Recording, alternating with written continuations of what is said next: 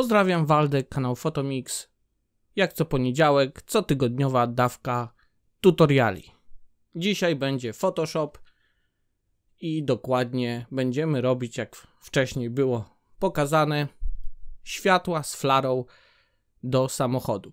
Pokażę Wam, jak to zrobić na różnokolorowych warstwach, gdzie będziemy pędzlem stawiali kropki, później odpowiednio je edytując dojdziemy właśnie do efektu, który był widoczny. Oczywiście zachęcam osoby, które jeszcze nie subskrybują mojego kanału, do subskrypcji. Co tydzień na pewno znajdziecie tutaj jakiś nowy tutorial, dlatego zachęcam do obejrzenia także wcześniejszych moich filmów. Proszę Was również o pisanie w komentarzach, co byście chcieli zobaczyć na moim kanale, jakie tutoriale, ewentualnie o jakiej tematyce mają być następne filmy. Będę się próbował dostosowywać do Waszych potrzeb i tworzył filmy, które będziecie chcieli. Dlatego piszcie na dole, na pewno nie zostanie to bez rozgłosu i będę tworzył po kolei te filmy, które właśnie będziecie chcieli, żeby ukazały się na kanale. Zapraszam również do mojego Instagrama, na stronę internetową i nie pozostaje mi nic innego, jak zaprosić Was na tutorial. Wskakujemy do Photoshopa i już pokazuję, jak zrobić fajne światła w naszym samochodzie.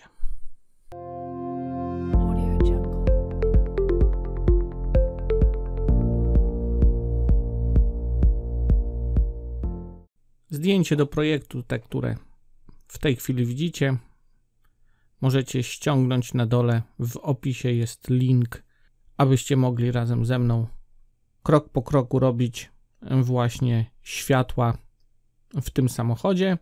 Na początek stworzymy same właśnie światła, zakryjemy samochód i następnie przełączymy je, przerzucimy właściwie nie będziemy przerzucać, tylko zdejmiemy zaciemnienie i dostosujemy je do naszych lamp w samochodzie. Aby było to jeszcze bardziej widoczne, należy na samym początku przyciemnić nasze zdjęcie, czyli przechodzimy tutaj do menu, wybieramy Levels, czyli poziomy. Schodzimy z lewej strony ciemnym, zwiększamy cienie na naszym obrazie, środkowym, średnimi tonami także zjeżdżamy, aby stworzyć takie złudzenie nocy. Myślę, że to z powodzeniem w tej chwili wystarczy. Teraz musimy to wszystko zakryć kolorem czarnym. Można to robić w oddzielnym dokumencie, stworzyć nowy dokument, ale już sobie darujemy. Stworzymy to tutaj, gdzie jest, czyli przechodzimy tutaj do naszego dolnego menu warstw i wybieramy Solid Color, kolor wypełniający. Tutaj zaznaczamy czarny, klikamy OK i nasze zdjęcie już jest czarne. Jeśli macie takie właśnie linie pomocnicze, możemy z nich po prostu złapać za jedną z tych linii i przeprowadzić tak zwane linie pomocnicze na nasz obraz. Jeżeli nie widzicie tej skali, to trzeba przejść do menu View i Rules, czyli linie będziemy mieli widoczne. I jeśli już mamy linię poziomą, tak samo przechodzimy tutaj właśnie na naszą linijkę i łapiemy prawym klawiszem myszy, od razu pojawia się jasna linia i przenosimy ją na nasze zdjęcie. Chodzi o to, że jak będziemy tworzyli kolorowe światła, żeby nam było łatwiej wszystko robić w środku, a środek właśnie tymi dwoma liniami żeśmy określili. Także teraz możemy już robić dalsze kroki i będziemy mieli wszystkie światła równe, nie będzie nic nam z której strony zza farb koloru nie wyłaził z naszego projektu. Aby jeszcze bardziej to było widoczne, to przejdziemy dwukrotnie na nasz kolor wypełniający. Klikamy tutaj, pojawia się okno dialogowe i wybierzemy teraz dosyć mocno fioletowy kolor.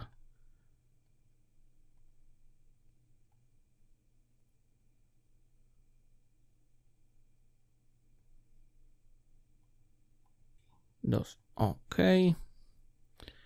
Mamy już fiolet, będzie lepiej widać wszystkie żółcie i czerwienie, jakie będziemy nakładać właśnie na następnych warstwach. Tworzę nową pustą warstwę, przejeżdżam do naszych kolorów. Jak widzicie, dostaję kroplomierz, którym wskazuje kolor tła. Zaznaczam kolor jaśniejszy od tego, który mamy. Wybieram pędzel oczywiście, końcówkę miękką i zwiększam, o się strasznie duży zrobił, nawiasami kwadratowymi. Rozmiar pędzla, jak widzicie, jest dosyć duży i teraz następny problem to ciężko trafić właśnie dokładnie w środek tych linii pomocniczych, które mamy. Pomocny przy tym jest klawisz Caps Lock. Jeżeli wciśniemy właśnie ten klawisz, znika nam zaznaczenie pędzla, a pojawia się właśnie taki krzyżyk, który możemy dokładnie, w którym właściwie możemy dokładnie określić środek naszego pędzla. Często możecie mieć taki problem, jeżeli ktoś zapomni wyłączyć Caps Locka, nie widzi, czy zmienia pędzel na większy, czy na mniejszy. Jedynie tutaj wartość się zmienia pędzla, a nie widzicie tego w rzeczywistości. W innych programach Adobe, na przykład w Premierze, jest od razu monit, że Caps Lock jest włączony, bo dosyć dziwnie się programy zachowują właśnie z wciśniętym Caps Lockiem. Dlatego pamiętajcie o tym, że jak już wciśniecie, żeby go z powrotem później wyłączyć i pracować normalnie. No i teraz klikam na sam środek. Jak widzicie, pojawił się już taki fajny, okrągły odcień. Jeżeli to już mamy, przechodzę jeszcze raz, tworzę nową warstwę. Przechodzę do koloru, klikam i teraz wybieram różowy kolor, który będzie jakby takim podstawą jeszcze zmiany kolorystyki naszego światła. Zmniejszam do około 900 nasz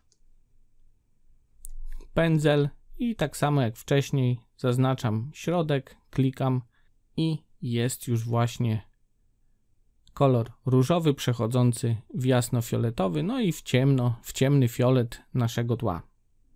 Możemy jeszcze zmniejszyć krycie tej warstwy, aby bardziej było to wszystko realistyczne, do około 68%. I teraz wybieramy jeszcze raz pustą warstwę. Przechodzimy do głównego koloru i w tej chwili zmieniam kolor na pomarańczowy. OK. Caps Lock, żeby zobaczyć rozmiar pędzla. Zmniejszam także ten rozmiar pędzla. Jeszcze mogę powiedzieć, że zaczynałem od pędzla wielkości 900 pikseli. Na 3 kliknięcia nawiasów kwadratowych każda warstwa kolorów została zmniejszana, czyli tutaj pierwsza warstwa była właśnie 900 pikseli, druga 600 i ta 300. Klikam Caps Lock, określam środek i tworzę trzeci kolor i mamy przejście z pomarańczowego przez taki różowy do fioletowego. Jeśli będziecie chcieli zmienić ten kolor, który tutaj jest, to po prostu trzeba przejść do Image Obraz, dopasowania Adjustment i Hue Saturation, czyli barwa nasycenie, i możecie sobie zmienić, może pokażę image, barwa nasycenie i zmieniacie całkowicie właśnie ten kolor, który standardowo stworzyliśmy. Troszeczkę go zedytuję. OK. Także to jest, możemy stworzyć to dla każdego koloru, który już wcześniej stworzyliśmy. Teraz będąc na warstwie z naszym żółtym kolorem, przechodzę do narzędzi i wybieram tutaj ten palec, czyli narzędzie smużenia, rozmiar pędzla 200 i teraz będziemy, klikając myszką na środek, przeciągali w jedną i w drugą stronę, właśnie tworząc takie rozciągnięcie promienia. Aby to było dosyć proporcjonalne, to należy wcisnąć klawisz Shift na klawiaturze i przeciągnąć nasze smużenie, jak widzicie. Tak samo w drugą stronę. Mamy trochę od środka. Wszystko zależy od tego, czym wykonujecie, czy to jest właśnie rysik, czy myszka. Troszeczkę inaczej w tym momencie będzie się zachowywał ten obraz i te całe smużenie. Teraz, kiedy mamy to już zrobione, wyłączam tą warstwę z naszym rozciągnięciem, przechodzę do warstwy niższej i tworzę pomiędzy nimi nową pustą warstwę. Klikam na kolor. Jak widzicie, nie ma pipety w tym wypadku, czyli znaczy, że coś jest nie tak, a to jest nie tak, że nie wyłączyliśmy, znaczy ja nie wyłączyłem caps locka, czyli klikam caps lock, już mamy pipetę, którą klikamy i pokazuje nam w głównym oknie, jaką mamy wartość koloru w tym punkcie. Klikam OK, zmniejszamy wielkość pędzla do około 150, caps lock i klikamy na środek.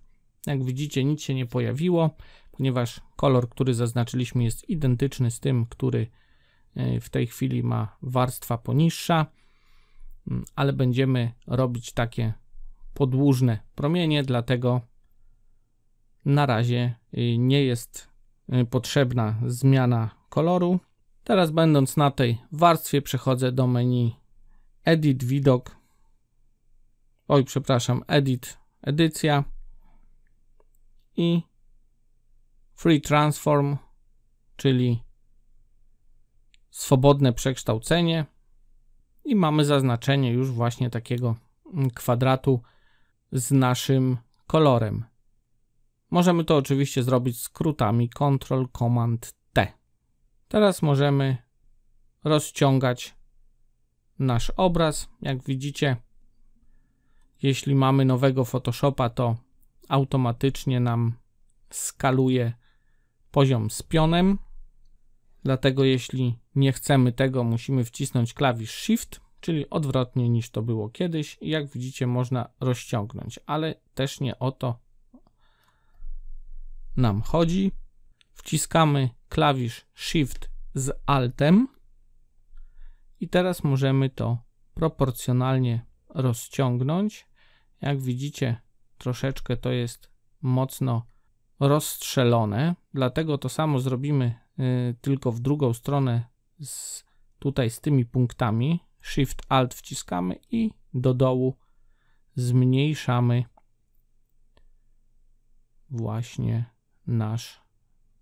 ten promień i trzymając cały czas Shift z Altem robimy teraz takie przejścia ładnie wyglądające. Jeśli chcemy wyłączyć teraz nasze linie i dobrze widzieć to, co zrobiliśmy, przechodzimy do menu Widok, View i tu mamy Show, pokaż i linie pomocnicze. Wyłączamy i jak zobaczycie, mamy teraz coś takiego fajnie wyglądające. Teraz możemy włączyć naszą górną warstwę i mamy coś w tym stylu. Tu będzie nasz reflektor i światła poboczne. I teraz przechodzę do najniższej warstwy, czyli naszego fioletowego i Ctrl U. Włączam okno dialogowe Hue Saturation, czyli barwa nasycenie. Tutaj możemy dodać światła, jak widzicie. Zmienia to się dosyć mocno. Także możemy właśnie w ten sposób kontrolować dokładnie tutaj nasze działania. Przechodzimy na samą górę, tworzymy nową pustą warstwę, kolor wybieramy czarny, Alt, Backspace, Option, Backspace, wypełniamy kolorem podstawowym, czyli czarnym naszą warstwę i konwertujemy do obiektu inteligentnego, czyli najeżdżamy tutaj i Convert to Smart Object, czyli konwersja do obiektu inteligentnego. Krycie zmieniamy na Screen. Przechodzimy do menu Filtr, Render, czyli renderowanie i Lens Flare, flara obiektywu. I tu będziemy dodawali, na początku można wybrać 50-300 zoom. Możemy moc naszej flary tutaj sobie także ustawić. Klikam OK i tak jak tutaj widzicie, narzędzie Move Tool i można przenieść flarę w odpowiednie miejsce. Krycie zmniejszam dosyć mocno do około 22%. Jak widać, powstała taka ramka. Na razie się tym nie zajmujemy.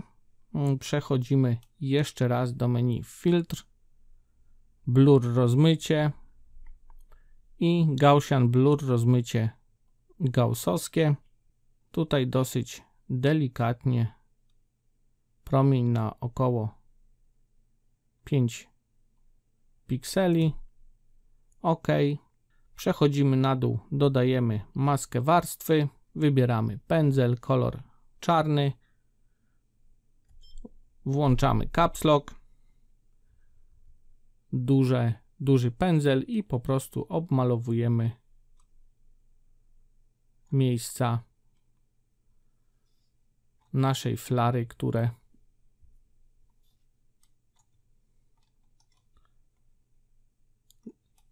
dawały ten właśnie dziwną ramkę dookoła. Jeżeli jestem na tutaj tej warstwie, jak widzicie Smart Object, mamy wszystkie filtry, które wykorzystaliśmy. Jeżeli klikniemy na któryś z nich, przechodzimy i na przykład możemy sobie zmienić rodzaj flary na zupełnie inny niż był na początku. Mamy zaznaczoną górną warstwę, wciskam klawisz Shift, zaznaczam ostatnią, która tyczy się naszych świateł, tworzę grupę, naciskam ten po prostu tutaj przycisk, zgrupowały nam się wszystkie warstwy, które właśnie należą do naszego całego projektu dotyczącego samego światła. Teraz otwieram tą naszą grupę, wyłączam czarny kolor krycia i jak widzicie pojawiła nam się tutaj nasza flara. Teraz będąc na samej grupie wciskam Ctrl T i mogę przesunąć to na światło, zmniejszyć i dostosować to właśnie do całego projektu.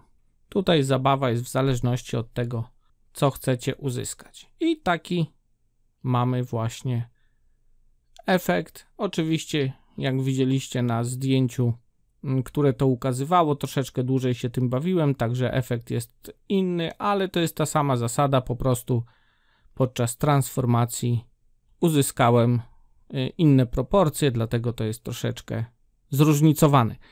Dlatego zachęcam do kombinowania, bo w każdym wypadku możecie zmienić właśnie wygląd tych świateł, aby jeszcze troszeczkę zmienić całą formę właśnie i wygląd tego oświetlenia. Możemy przejść tutaj do dolnego menu, wybrać Curves krzywe, zaznaczyć tu tą ikonkę, aby krzywe tyczyły się tylko i wyłącznie grupy i delikatnie zmienić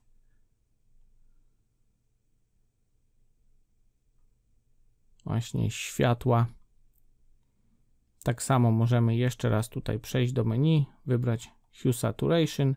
Tak samo spowodować, żeby Hue Saturation tyczyło się tylko i wyłącznie grupy, czyli samej flary, nie całego zdjęcia. Możemy rozjaśnić, przyciemnić wedle potrzeb, zwiększyć saturację i zmienić całkowicie kolorystykę naszych świateł. Także wszystko zależy od tego właśnie, co w danym momencie chcecie uzyskać. Jeśli film się podobał, to łapka w górę. Oczywiście, jeżeli ktoś nie subskrybuje mojego kanału, to zapraszam do subskrypcji. Co tydzień nowy tutorial. Osoby, które subskrybują i regularnie oglądają, zapraszam do komentowania i pisania, co byście chcieli jeszcze zobaczyć na moim kanale, w jakiego typu właśnie tutoriale, żeby się ukazały. Będę to wszystko próbował tworzyć. Nie pozostaje mi nic innego teraz, jak po prostu zaprosić na następny poniedziałek i na następny tutorial. Pozdrawiam, cześć!